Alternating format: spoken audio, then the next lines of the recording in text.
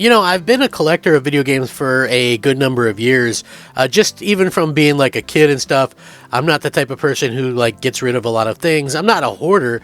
The only thing that I've ever really kind of collected have been, I've kept the stuff from growing up, obviously, being born in the 80s, and some of my stuff, my GI Joes and my He-Mans and Transformers and stuff like that, and Teenage Mutant Ninja Turtles, I can't forget them.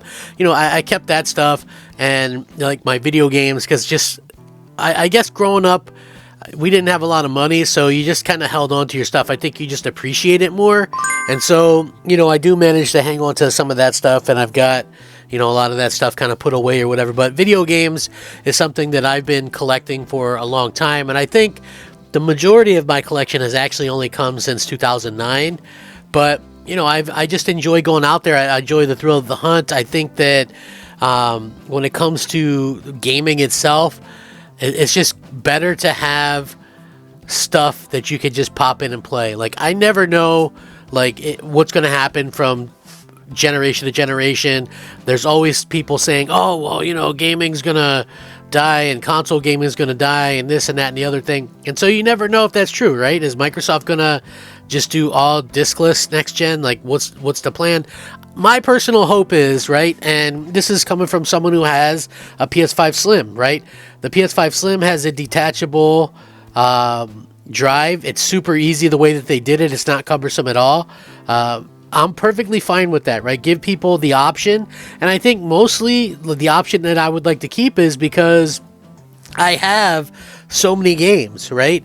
And not just I have a ton of 360 games that are backwards compatible physically, but I also have a ton, hundreds of Xbox One / Xbox Series X and S games, right? I have a ton of these games that are, playable. So yeah, to me, it does not make sense to not have games playable in a next-gen Xbox or whatever. So hopefully they do that. Phil Spencer did an interview yesterday, and he talked a little bit about it.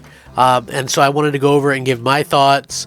Obviously, Xbox isn't ready to say goodbye to physical games, at least according to head Phil Spencer.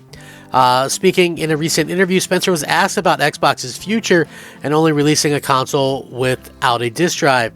Spencer said that the company will follow what consumers are doing, which right now is buying games digitally. However, he wouldn't shut the lid on physical games remaining part of the future of Xbox, despite it tougher to get the hardware. So that's something that I don't think a lot of us really realized, is that it's a little bit tougher right now for them to do it. He says gaming consoles themselves has become kind of the last consumer electronic device that has a disc drive, and this is a real issue just in terms of the number of manufacturers that are actually building drives and the costs associated with those. And when you think about cogs that we're going to put into a console, and as you have fewer suppliers and fewer buyers, the cost of the drives does have an impact. But I will say that our strategy does not hinge on people moving to all digital and getting rid of physical. That's not a strategic thing for us. Right now, obviously, Xbox offers an option for those that either want or don't want a disc drive. PlayStation also offers the same. It appears that it's not going to be something that it closes in the future. So I would hope, anyway, that it's going to be one of those things where we see Microsoft continue to support this for a very long time, even like the next generation stuff. Even if you have to get the disc drive separately or whatever, I have no problems paying for a more expensive one or whatever, because if you don't have the physical media, you got nothing realistically, right? Like, I have thousands of physical games dating back to like the NES. I could just, as long as I have a working NES, I can pop my stuff in. And to those that don't even know how far this goes for me, I've got multiple PS3s and multiple Xbox 360s, and people go, oh, that stuff will fail, right? Well, there's tutorials on YouTube and stuff like that. I've been able to kind of resolder things and make it so that these things will last even longer. And even the original Xboxes, they have a clock issue with the battery, and I took mine out so that it doesn't leak and ruin the thing. So I do my best to keep my consoles to where, as long as I have a working console, I can play the games, and that's how I prefer it. So while maybe this wasn't the full 100 that I would have liked to hear or whatever, from terms of what they are able to do, it is one of those things where I hope that that they do continue with the physical discs and things like that.